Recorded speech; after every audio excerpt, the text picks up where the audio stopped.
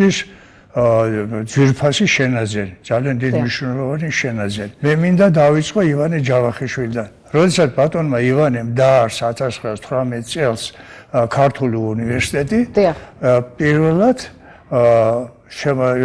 სპარსული, ბერძნული და ლათინური ენების გვერდზე სომხურის სწავლება შემოიღო და მაგას ერთხანაც კითხულობდა აკაკი შანიძე.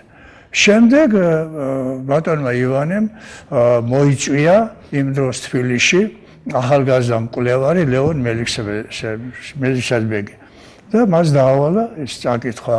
შემდეგ მელიქსადბეგმა დაიცვა სადოქტორო 1928 წელს დაიცვა სადოქტორო დისერტაცია ჩრდილოეთ საერთო სომხები და ასე შემდეგ, კერები და ასე შემდეგ და მე ხაზგასმით ვამბობ ოპონენტები იყო თვითონ ივანე ჯავახიშვილი, კორნელი კეკელიძე და გიორგი ახვლედი. ესე ქართული მეცნიერების კორიფეები, იმდენად დიდ მნიშვნელობას ანიჭებდა ბატონ ივანე და ჩვენი მეცნიერები ძველი სომხური ენისა, განსაკუთრებით ძველი სომხური ენის შესწავლას. რატო?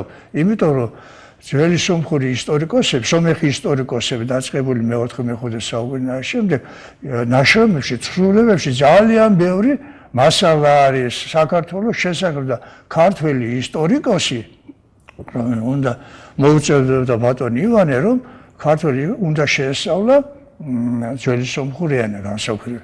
მაგრამ აქაც ვიტყვი თვითონ ბატონმა ივანემ ძველი სომხური ბრწყინვალედ იცოდა რა თქმა უნდა, მაგრამ გაირკვა რომ თურმე ახალი სომხური ცოდნია.